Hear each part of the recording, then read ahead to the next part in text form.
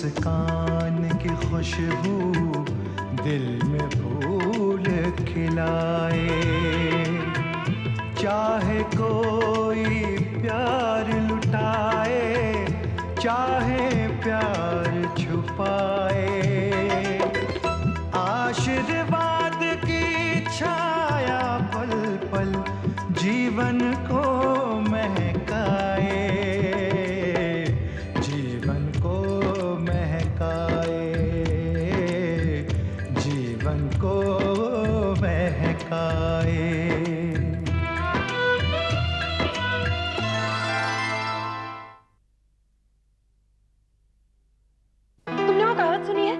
घोड़े को जबरदस्ती दरिया के पास लेके जा सकते हैं, लेकिन पानी पीने के लिए मजबूर नहीं कर सकते। इस घर में किसी लड़की ने नौकरी नहीं की। वो नौकरी क्यों करना चाहती है? और चौधरी जी उसे नौकरी करने देंगे? दिनेश ने प्रीति की सिफारिश की। कहो ना कि सिर्फ तुम मेरी हो। जब तुम शादी करने का फैसला कर लोगे मुझे बता दो। तू चिंता मत कर, दिनेश और अमिता का ब्याह जरूर होगा। प्रीति कहाँ है? प्रीति को बुलाओ। प्रीति! प्रीति! तुझसे एक सवाल पूछूंगा, उसका सच सच जवाब चाहिए मुझे।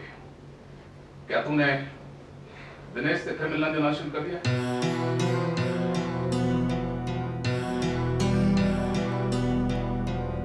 क्या पूछ रहा हूं मैं तुझसे? हाँ बाबूजी, कॉलेज में हमारी मुलाकात हो जाती है। क्यों मिलती है तू उससे? जो बात एक बार खत्म हो चुकी उसे दोबारा क्यों शुरू किया तूने? शादी के बाद मैंने दिनेश के बारे में कभी नहीं सोचा, लेकिन अब जब वो नजर के सामने आ गया तो क्या मैं उससे बात भी नहीं कर सकती? बात भी नहीं करनी चाहिए तुझे। तेरा तलाक होने वाला है, 10 लोग उंगलियां उठाएंगे। और दूसरी बात, जब मैंने तुझे कहा था कि तू नौकरी नहीं करेगी, तो नौकरी दिलवाने के लिए दिनेश को क्यों कहा तूने? क्या तू मेरी बदनामी करवाना चाहती है? मैंने आपकी कोई बदनामी नहीं की है बाबूजी। तू नौकरी करेगी तो मेरी बदनामी नहीं होगी क्या? लोग तो यही कहेंगे कि चौधरी अपनी बेटी की जिम्मेदारी नहीं उठा सकता। क्या मैं तेरी जिम्मेदारी नहीं उठा सकता? तुझे कॉलेज भेजकर गलती की मैंने।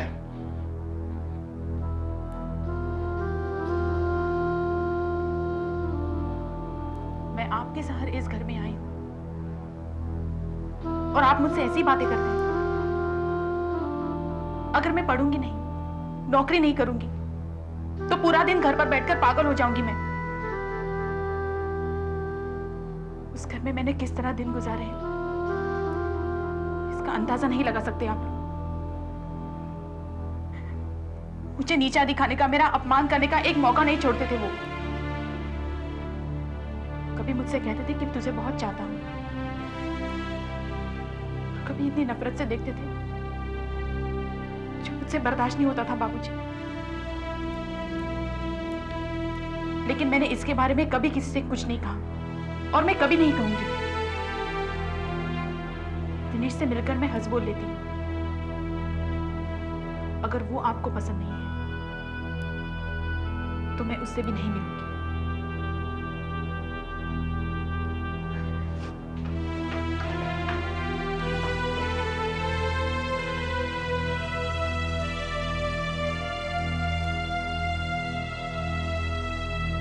मित्तल साहब, मैं ग्रीन पार्क के ओनर्स को साथ में लाया हूं। अगर आप कहें तो मैं उन्हें अंदर बुला लूं? हाँ हाँ, क्यों नहीं। काफी फास्ट आदमी है, एक ही दिन में प्रॉपर्टी भी दिखा दी और पार्टी को भी ले आया। आइए मैडम।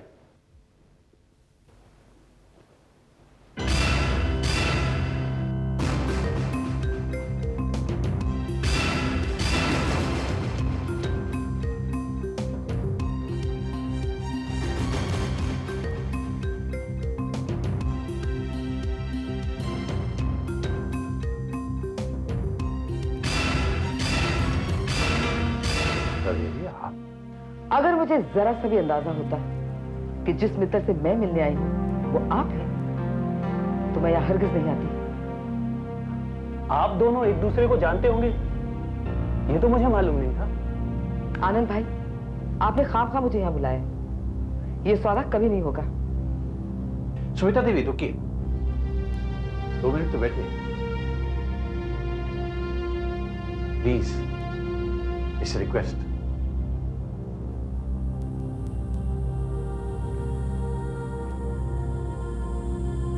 देखिए, आप जो प्रॉपर्टी बेचना चाहते हैं, हम उसे खरीदना चाहते हैं। ये जानने के बावजूद कि प्रॉपर्टी मेरी है, आप उसे फिर भी खरीदना चाहते हैं? क्यों नहीं खरीदना चाहिए? बिजनेस के मामलात में जाती अनबन की कोई जगह नहीं होती। मैं उस प्रॉपर्टी के कागजात देखना चाहता हूं और आप ये बताइए कि आपको उसकी कितनी कीमत चाहिए। देखिए, हमारा आमना सामना अचानक हो गया।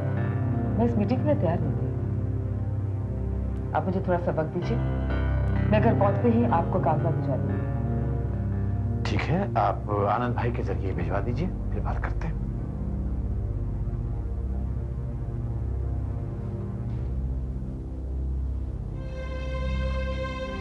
अंकल, आपने मुझसे कहा था कि इस प्रोजेक्ट की सारी डीलिंग्स मैं करूंगा, लेकिन इस औरत के साथ मैं कोई डीलिंग नहीं करूंगा। मैं जानता हूं, लेकिन तुम परेशान क्यों हो? हम ये सौदा अपने सॉलिसिटर के जरिए कराएंगे, तुम्हें कुछ नहीं करना पड़ेगा। लेकिन एक बात का तुम्हें यकीन दिला सकता हूं, अगर ये सौदा हो गया तो तुम अपने पहले ही प्रोजेक्ट में करोड़ों का मुनाफा कमाओगे।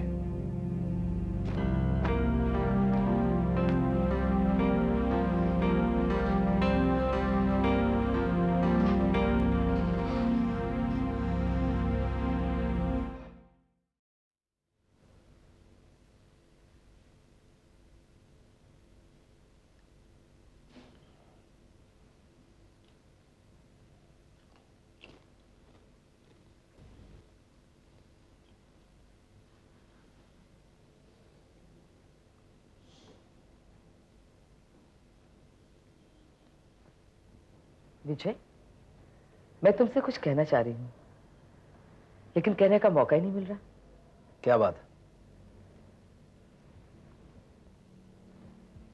तुम्हारे पिता राजा मानसिंगा ने थोड़ी बहुत प्रॉपर्टी जो मेरे नाम पे छोड़ी है, उसमें से एक बिल्डिंग में बेचना चाह रही हूँ। सुमित्रा देवी, जायदाद में अपने हिस्से के लिए मैं तुम पर मुकदमा दायर नहीं कर रहा हूं। इसका मतलब यह नहीं है कि जायदाद का अपना हिस्सा मैं छोड़ रहा हूं। तुम जो प्रॉपर्टी बेच रही हो, उसे बेचने से पहले क्या तुम्हें मेरी राय नहीं लेनी चाहिए? जायदाद मेरे नाम पे है विजय, तुम्हें बताए बिना मैं उसे बेच भी सकती हूँ, लेकिन मैं ऐसा नहीं करूँ। जो हिस्सा तुम्हें मिलेगा, मैं उसे तुम्हें कहीं ज्यादा दिलवाऊंगी। वो कैसे? ग्रीन पार्क में जो बिल्डिंग है, उसका सौदा मैं मित्तल के साथ करूँ। मित्तल वो चौधरी साहब का समझी? हाँ वही, पुरानी बिल्डिंग तोड़कर नई इमारत बनाना चाहता है। सोना पिघलाकर जब नई गहने बनेंगे ना, तब हम भी वो गहने पहनेंगे। मैं कुछ समझा नहीं। समझोगे भी नहीं। मित्तल के साथ जरा ऊंचा खेल खेलना चाहती हूँ। जब खेल के कानून तय हो जाएंगे तो मैं बता दूंगा। देखो सुमित्रा देवी, ये खेल वेल खेलने की बातें छोड़ दो। प्रॉपर्टी अगर बिक रही है और उसे बेचने से अच्छे दाम मिल रहे हैं तो बेच दो। प्रीति के वकील ने मुझे नोटिस भेजी, उसके खिलाफ मुकदमा लड़ने के लिए मुझे काफी रुपयों की जरूरत पड़ेगी। तो पैसे मुझसे ले लो, मैं दे दूंगी। मुकदमा लड़ने के लिए एक ब्रिलियंट लॉयर को एंगेज करो। मुकदमे पे जितने पैसे खर्च होंगे, सूद समेत वापस मिल जाएंगे हम। रुपया सूद समेत वापस मिल जाएगा? कैसे? वो कभी साबित नहीं कर पाएंगे कि विशाखा तुम्हारी पहली पत्नी है, बल्कि हम प्रीति पर इल्जाम लगाएंगे कि उसने तुम्हारे साथ बेवफाई की। चौधरी अपनी बेटी की बदनामी कभी बर्दाश्त नहीं कर पाएगा, बल्कि डर जाएगा कि कहीं तुम प्रीति और दिनेश के बारे में, उनकी मोहब्बत के बारे में बयान न कर दो। तुम्हारा मुंह बंद रखने के लिए वो कोई भी रकम अदा करेगा। सुमित्रा देवी, ये ख्याली पुलाव पकाने छोड़ दो। मैंने चौधरी को फोन किया था और उस पर मेरी धमकी का कोई असर नहीं हुआ, तो मुझे लगता है कि मुझे जेल भिजवाने के लिए वो एड़ी चोटी का जोर लगा देगा। ये तुम्हारी खुशकिस्मती है कि तुमने मुझ पर गोली चलाई और मैं बच गई। जब तक मैं जिंदा हूं, तुम्हें कोई छू भी नहीं सकेगा।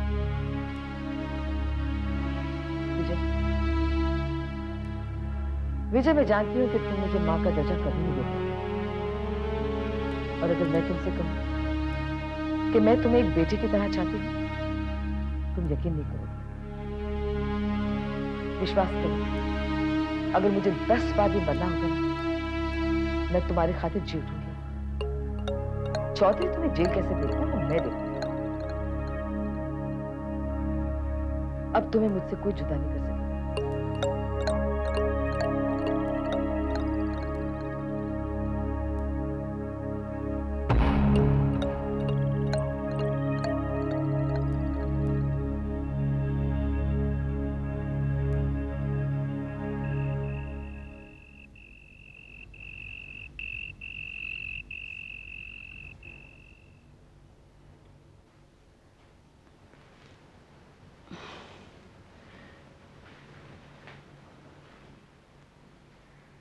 आप एकदम से चुप क्यों हो गए?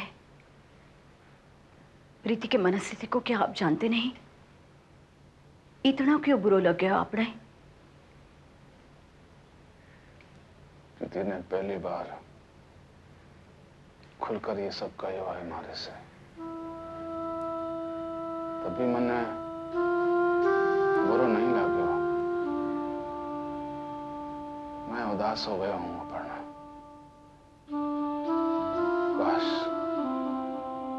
मैं अपनी बेटी को दुनिया भर की खुशियां दे सकता हूं, पर ये हो नहीं सकता। दिनेश से कैसे मिल सकती है वो? अमिता की दिनेश से मंगनी हो चुकी है। अगर कोई ऊंच नीच हो गई तो देशमुख क्या से सोचेगा हमारे बारे में?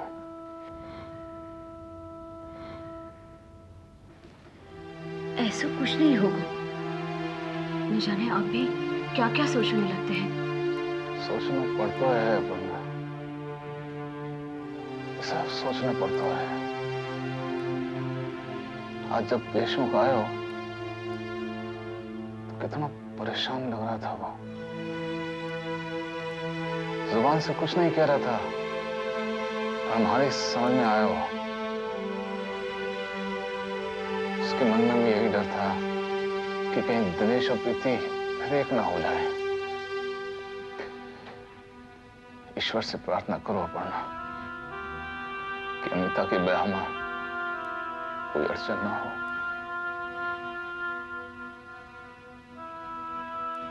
दिनेश, मैंने पंडित जी से मुहूर्त निकालने के लिए कहा था। उन्होंने कहा है कि इसी महीने की 25 तारीख बहुत ही शुभ दिन है। If it's okay with you, हम वो दिन तय कर लें शादी के लिए। राधा जी, मैंने देशमुख अंकल से भी कहा था कि मुझे शादी के लिए कुछ और वक्त चाहिए, और 25 तारीख को तो सिर्फ 10 ही दिन बाकी है। इतना जल्दी सब कुछ कैसे होगा? क्यों नहीं होगा? हमें करना ही क्या है? शादी इसी घर में होगी और रिसेप्शन हम होटल में करवा लेंगे। रही बात तुम्हारे घर की, वो अमिता और मैं मिलकर फर्निश कर लेंगे। अब बताओ, अब तो तुम्हें कोई प्रॉब्लम नहीं है ना? देखिए, आप इस तरह मुझे फोर्स मत कीजिए। 1-2 महीने गुजर जाने दीजिए, मैं खुद आपको बता दूंगा कि मुझे शादी कब करनी है। दिनेश, तुम... एक मिनट राधा।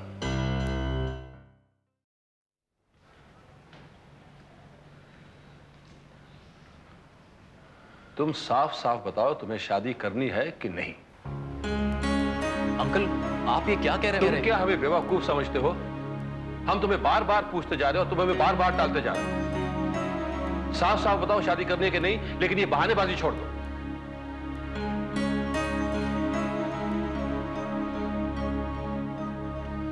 देखो, हम तुम्हारे साथ कोई जबरदस्ती नहीं कर रहे हैं। तुम साफ साफ बता दो कि तुम्हें अमिता के साथ शादी करनी है कि नहीं।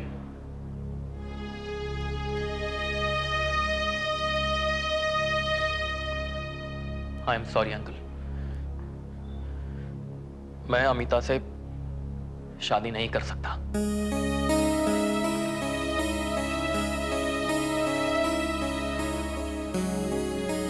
और इसकी वजह सिर्फ यही है कि मैंने तुमसे ना वजह पूछी है, ना ही कभी पूछूंगा। बस इतना कहूंगा कि मेरी दुआएं तुम्हारे साथ है। तुम जहां भी रहो, जिसके साथ भी रहो, खुश रहो। I am very sorry uncle. हाँ, फैसला करने के बाद माफी नहीं मांगते।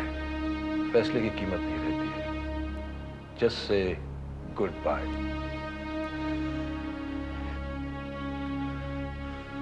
Good bye.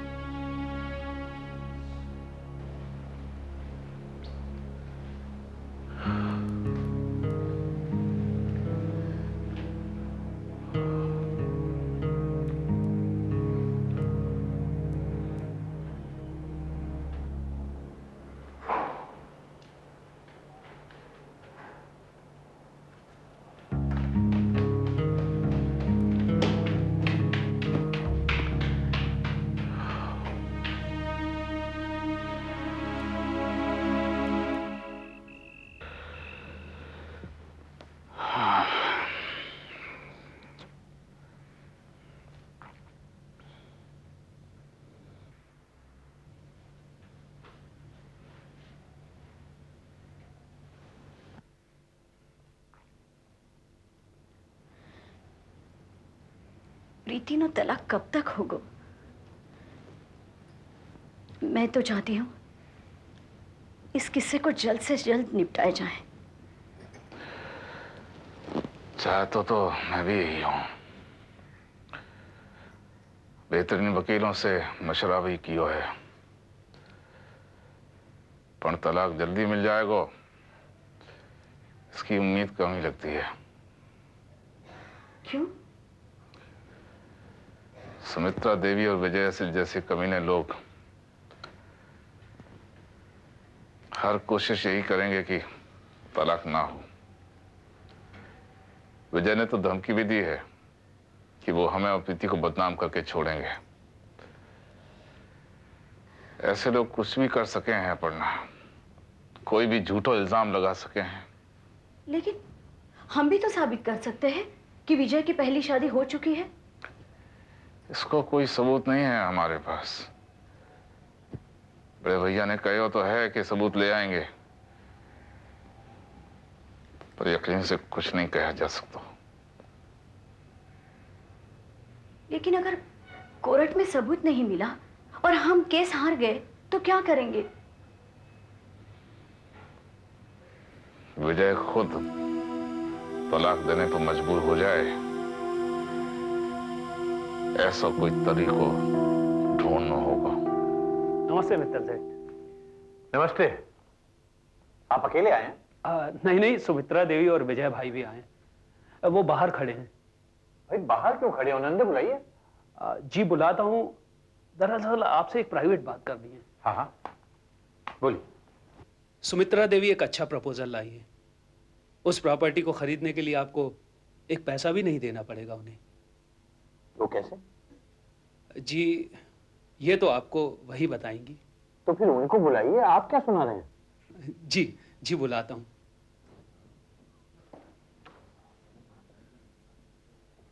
आइए मैडम।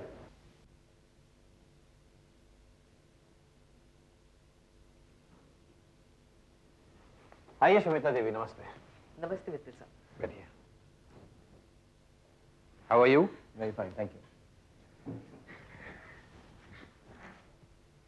आनंद भाई ने बड़ी अजीबोगरीब बात बताई है कि आपकी प्रॉपर्टी खरीदने के लिए मुझे एक पैसा भी नहीं देना पड़ेगा। मैं जानना चाहता हूं ऐसा कैसे मुमकिन होगा? अगर इंसान की नीयत ठीक हो मित्तल साहब तो कोई भी चीज नामुमकिन नहीं होती। आप मुझ पे विश्वास रखिए, मैं आप पे भरोसा रखूंगी। खुलकर बताइए आप क्या चाहती हैं? मैं चाहती हूँ कि ये प्रॉपर्टी हम मिलजुल कर डेवलप करें। रुपए आपके, जमीन हमारी, और जो भी मुनाफा होगा आधा आधा बांट लेंगे। सॉरी सुमित्रा जी, मुझे आपकी ये ऑफर मंजूर नहीं। आप साफ साफ बताइए आपको अपनी प्रॉपर्टी की क्या कीमत चाहिए, मैं चुका दूंगा, लेकिन उसके बाद कोई हिसाब किताब नहीं होगा। आप फौरन ही पूरा हिसाब किताब कर लेना चाहते हैं? यानी आपको हम पर भरोसा नहीं? नहीं, बात भरोसे की नहीं है, बात उसूलों की है। मैंने आज तक कोई सौदा इस तरह से नहीं किया और ना ही मैं करना चाहता। हाँ, और मैं जानती हूँ कि ये जमीन आगे चलकर सोना उगलेगी, इसे इतने आसानी से छोड़ूंगी नहीं। जरा जंग जमीन एक बार हाथ से निकल जाए वापस लौट कर नहीं आती। आप ना सही, कोई और बिल्डर हमारी ये ऑफर मंजूर कर लेगा। लेकिन मैं ये चाहती हूं कि फैसला करने से पहले आप एक बार फिर सोच लें। मैंने सोच लिया सुमित्रा देवी, मुझे आपका ये सौदा मंजूर है। ठीक है, आपका फैसला सुनने के बाद भी मैं आपके फोन का इंतजार करूंगी। चलो विजय।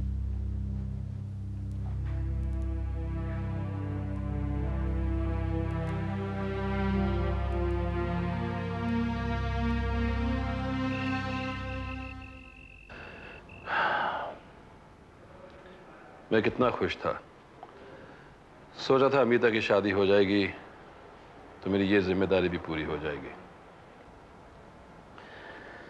लेकिन अब पता नहीं उसकी शादी कभी होगी भी कि नहीं, और अगर होगी तो खुश रहेगी कि नहीं।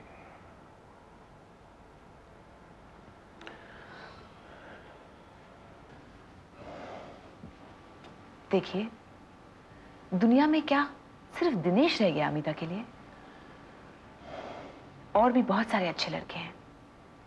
अमिता के लिए अच्छा लड़का मैं ढूंढूंगी, उसकी शादी मैं करवाऊंगी। लड़का तो तुम ढूंढ लोगी, लेकिन अमिता शादी करेगी? अजीब अजीब ख्यालात आते हैं मन में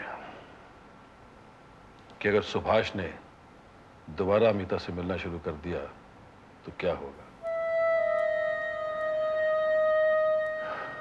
दिनेश ने जो ये मंगनी तोड़ी है, इसका अंजाम क्या होगा। राधा, पता नहीं मुझसे कहां गलती हो गई। मैंने तो हमेशा यही चाहा था कि अमिता खुश रहे, पर वो नाखुश क्यों है। देखिए, आप इतना उदास मत होइए। इतनी बड़ी दुर्घटना नहीं हुई है। जरा सोचिए, अगर वो दोनों शादी कर लेते और फिर अलग हो जाते तो कितना बुरा होता। मैं तो कहती हूँ कि जो भी हुआ है अच्छा ही हुआ है। आप फिक्र करना बिल्कुल छोड़ दीजिए। आप अकेले नहीं हैं, मैं हूं ना आपके साथ, आपका दुख सुख बांटने के लिए।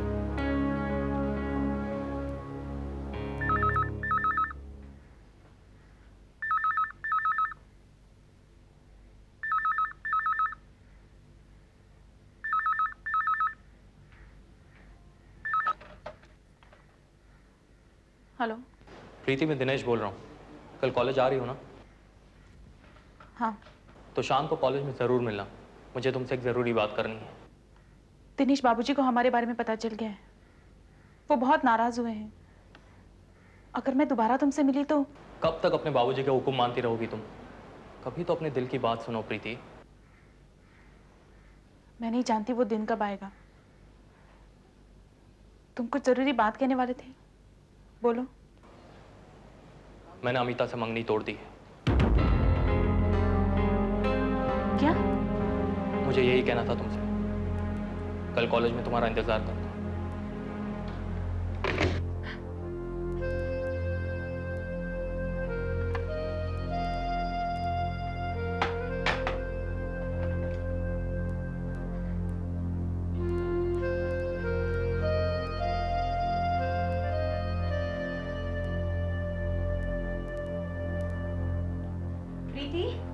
प्रीति तो क्या हुआ? प्रीति ऐसे उदास क्यों खड़ी है? दिनेश ने मंगनी तोड़ दी। क्या? उसकी अमिता के साथ जो मंगनी हुई थी, उसने तोड़ दी मंगनी। उसने ऐसा क्यों किया?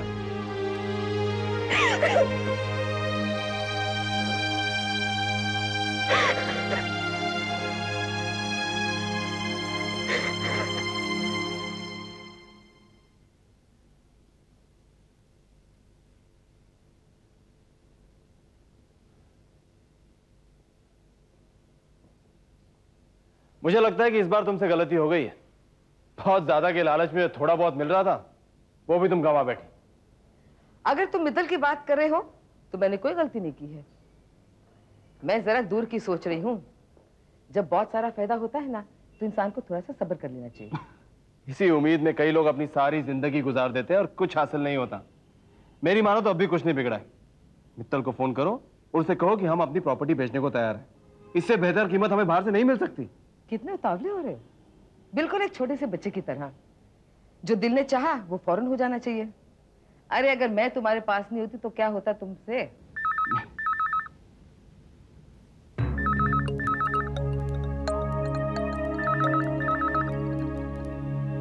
अगर ये मित्तल का फोन होगा और उसने मेरी बात मान ली हो तो? वो हरगिज तुम्हारी बात नहीं माने। शर्त लगाते? अगर वो मेरी बात मान गया और उसने हाँ कह दी तो फिर ये जितनी प्रॉपर्टी है ना इसका सौदा मेरे नाम पे होगा। तुम्हें कोई हिस्सा नहीं मिलेगा। बोलो मंजूर है? मंजूर है।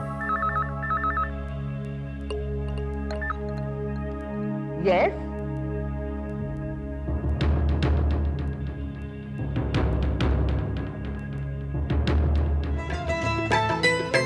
झरनों पर किसकी बंदिश है, पवन पे किसका पहरा है।